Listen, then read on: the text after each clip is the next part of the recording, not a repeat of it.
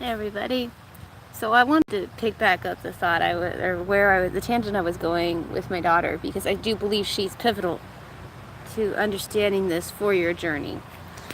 And this summer, interestingly enough, has been almost like resurrecting that summer 4 years ago before God called me into the whale, into this valley of the shadow of death, so I could learn to rely solely on Him. And as it's honestly been my daughter, Layla. I'll just call her Layla. That's the name of her favorite doll. And Layla, wow. You know, she mirrors so much about me. Through her, I have seen myself in very inglorious ways. I've also learned to see the beauty of myself. And interestingly enough, 18 months after the church experience, and so this was, a few months after the Labor Day experience. After the Labor Day experience, I opened to spirit communication and really started on the path that I considered my spirit-led shamanic training, because I didn't have a teacher. Never could find a teacher. And it was one of those things where I had to do it myself. I had to be spirit-led. And I was even tested at one point of, was I going to continue on this whole thing that I had to have a teacher, or was I going to commit to being spirit-led? I did commit to being spirit-led. And just prior to that test, though, because the thing is you never know what you have. Prior to that, those 6 months, I really thought I was crazy after the Labor Day parade, because suddenly I'm hearing voices and seeing things which I shouldn't see. And really thought I was just, biding my time until I was going to go check myself into a mental facility or something like that. But the whole thing is, I had that test. And if I ever doubted that I was hearing the voice of Spirit and God, once all that was cut off, once there was like radio silence in essence, I didn't doubt anymore. And the rest of it was just the last little vestiges of my ego trying to align who I am with the rest of the world, trying to find a way to make me fit well with the rest of the world that just wanted to deny me. I mean, as Jesus says, I was denied, so you will be denied if you choose to follow me. So it became apparent just prior to this test that my daughter was having some supernatural experiences. And there was only one person in this world, me, that understood what was going on. Understood on some level. I must have had these experiences when I was younger, and I shut down. And I understood I wasn't going to let her shut down. I had no idea how I was going to keep her open, but I was going to be the blind leading the blind, because that was all that could happen. There was no options, and my love for her, my commitment as a mother, was far too great to just leave her floundering. So I did my best to help her understand her dreams, to go on journeys that I didn't even know how to journey, but I figured it out. And honestly, I learned to lean heavily on God. I could not have done any of this without God. And it was Layla that really kept reminding me that God was my only source and Savior. my only comfort, the only thing that could possibly show me what real love was, and then to show it, to help me figure out how to find that in this mundane world, and to help bring that into manifestation for the rest of humanity to start to feel it. But first, I had to work on healing the generational curse, the bloodline curse, or whatever, between my daughter and I. And then that went back to my mom and me, and then my mom and her mom, and I'm pretty certain it has gone back. I had a dream of, shortly after the Labor Day experience, I had probably my first, it was my second past life recollection.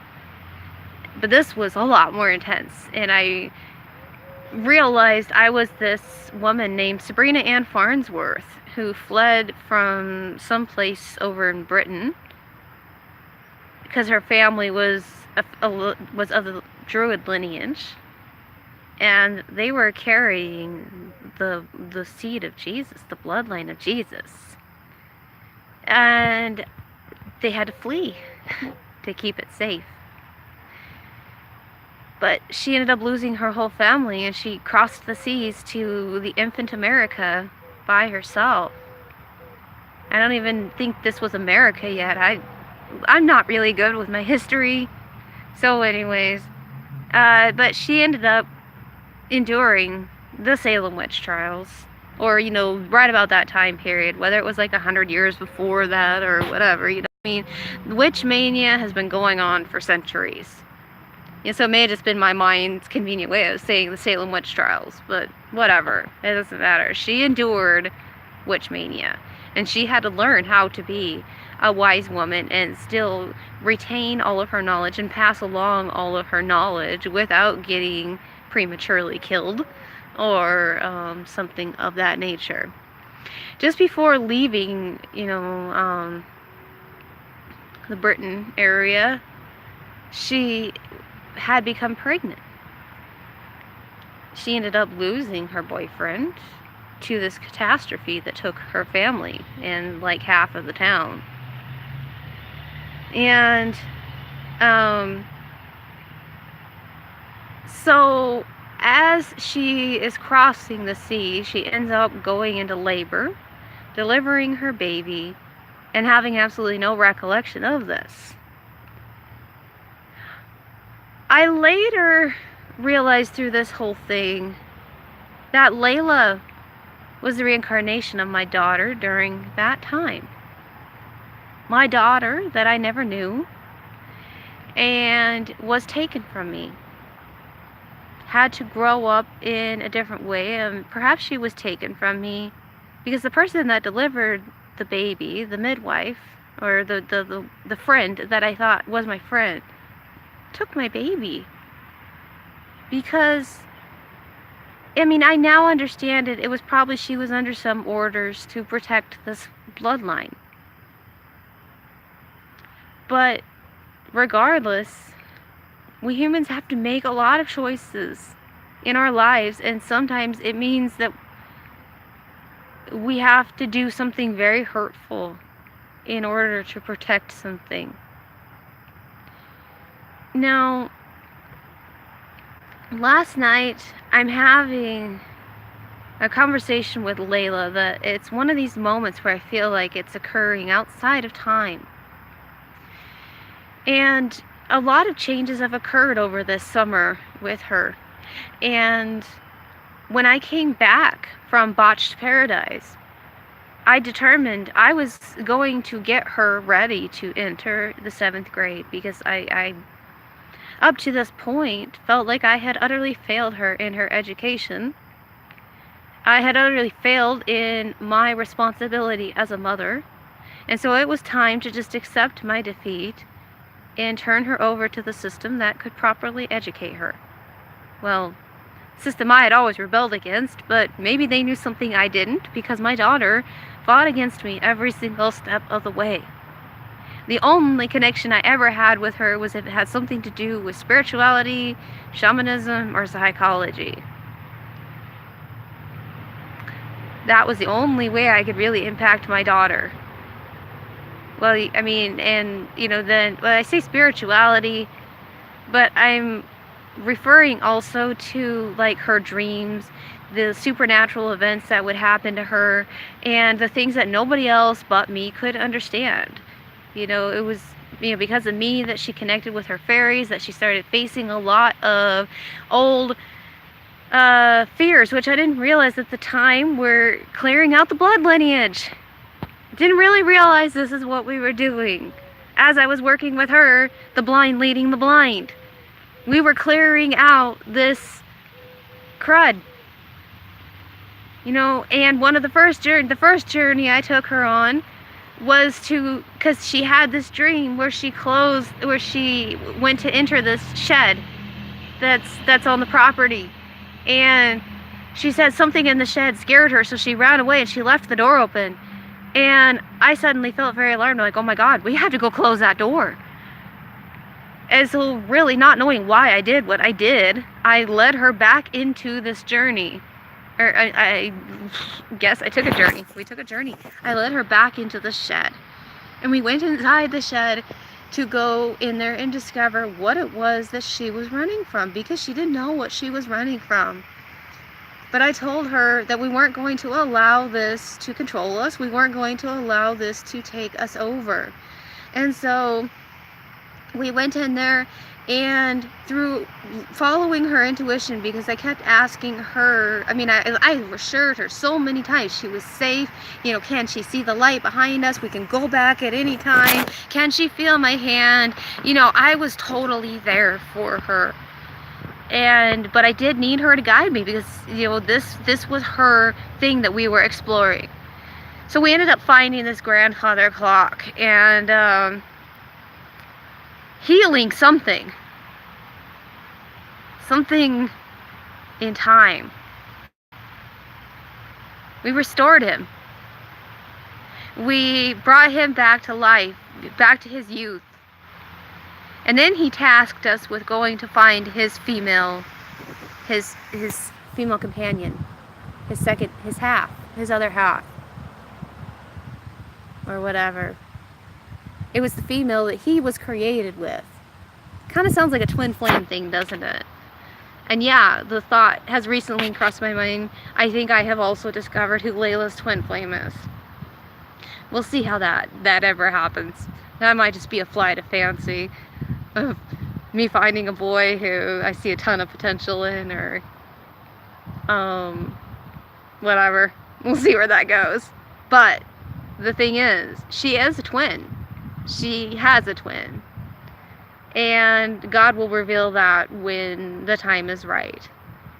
So I'm thankful that I was here for that. And her spiritual awakening this summer has been absolutely amazing. She has come out of her shell. When I said I was preparing her for school, I didn't really understand what that meant.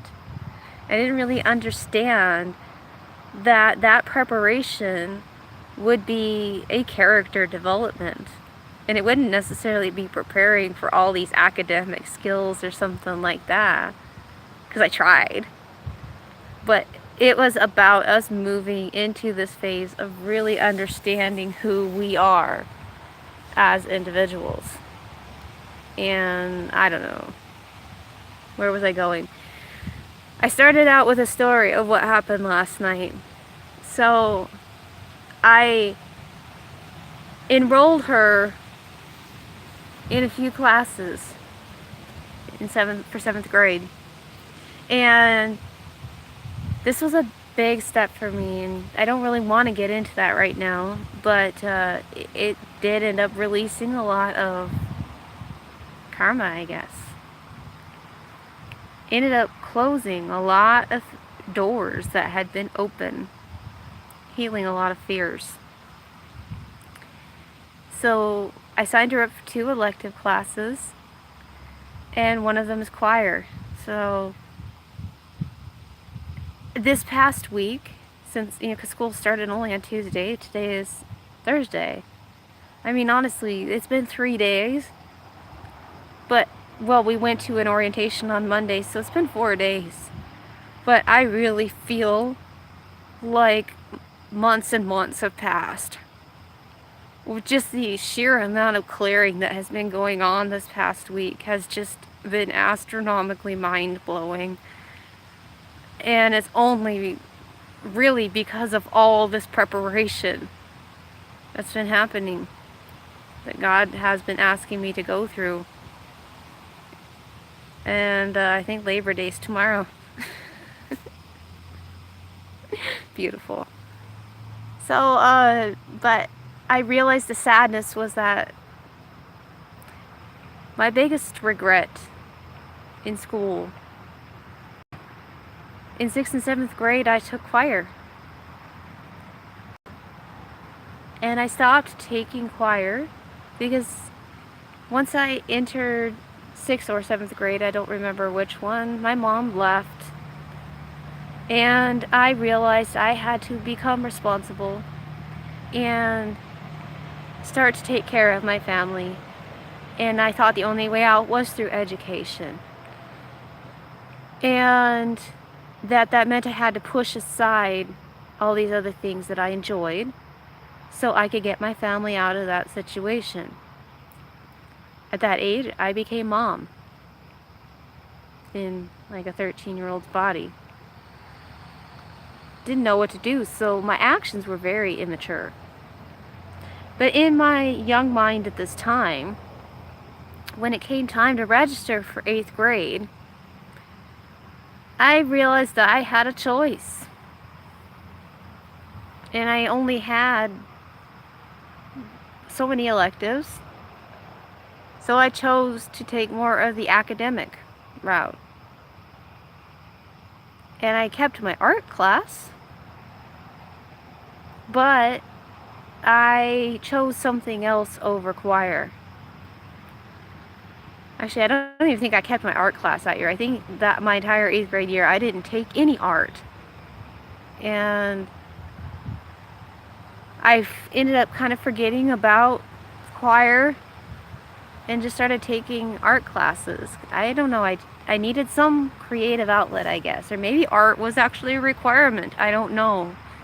I'm thankful it was there regardless, because my creativity was never shut off. I wanted to shut it off because I wanted to be responsible. Long story short, last night I realized that this was a significant part of me that needed healing. This young girl that gave up choir, gave up her dreams to sing, and why I could never just allow the creative portion of me to just go with abandon. I could never dance freely, be happy. I could never just be who I was because I was always trying so hard to be what I thought everybody else wanted me to be, because I didn't want to be another failed statistic of a trailer court girl that was just expected to fail. And oh well, I was going to make something of myself, and I was going to dig my family out of that. So, but that little girl came back to me last night. I mean, I've over the years thought of her a few times, but I guess it was always too painful, and I always just pushed her away. Because I had a decision to make. Like Sabrina had a decision. Well, Sabrina was forced into that decision. But there's so many decisions that we humans have to make. It's like we're choosing at the time what we feel is the lesser of two evils. Or sometimes we really feel like we have no choice. And so we choose to let go of our happiness because we're looking to go down the path that we think will lead us to a better life. I know this is what happened with Jamie. I know that he met somebody that reminded him a lot of me. except for she allowed him. See, I had worked my way out of the poverty trailer court mentality, or at least I thought I did. He never wanted to do that. He never wanted to believe that he was this powerful person capable of doing lots of things. He was held down by poverty. And so when he met someone that was like me, that still wanted to, that allowed him to basically stay in that comfortable, dysfunctional state, that he didn't have to grow or be anybody, that he could just be the person he wanted to be, not make anything of himself. He didn't want to be with somebody that had ambition, that wanted to make something of herself, that wasn't going to allow society to take her down. And I understand. And see, this was the same thing of my little 13-year-old girl self. She had to make the decision. At this point, that drive in her was born to make something of herself. So in essence, when Janie rejected me, he was rejecting that 13-year-old part of me. And that 13-year-old part of me has finally made it back up to the surface and saying, what the hell did I give up all this for if your life has really amounted to nothing? If you haven't really made anything of yourself like you said that you were going to? You're not even creative now. You're trying to get back your creativity, but you can't create anything with your life. You're not successful like you said you wanted to be. You never helped your family to get out. You don't even have a home that you're proud of. You and your daughter fight. Do you realize the mess that you have created of your life? So why did I give up choir? What was the purpose of that? Explain it to me.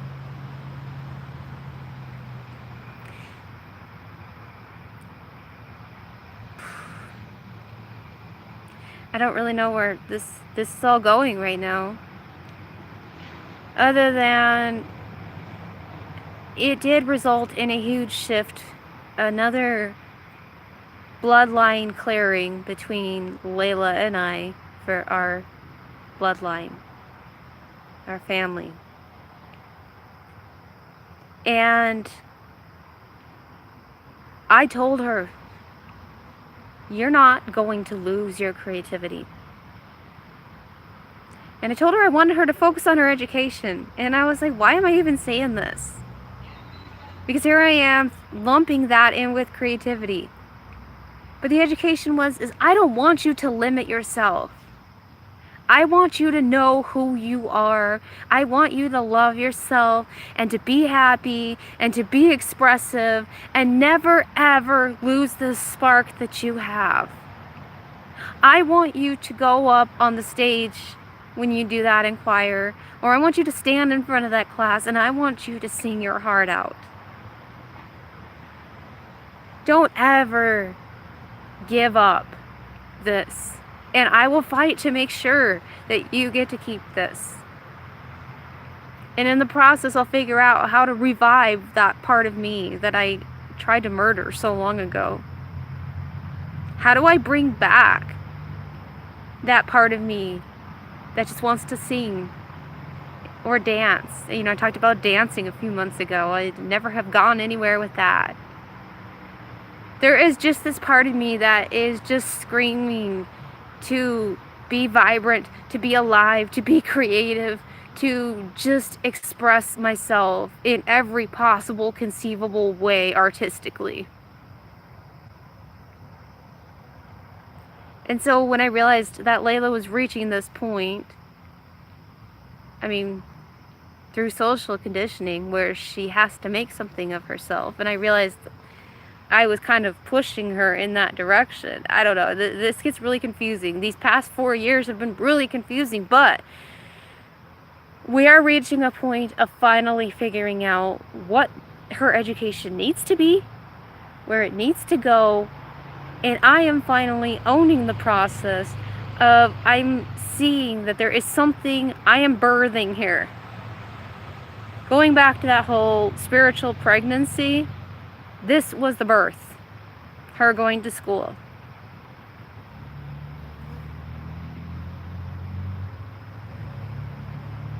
Reborn. Whatever. Wherever this is going to take us. I don't know. I've really lost track of my thoughts, and it's 25 minutes now. This is my new goal, is to keep this under 25 minutes. We'll see. Far cry from 3 minutes. I really want to get back to the 3 minutes. So, okay. Bye. I love you.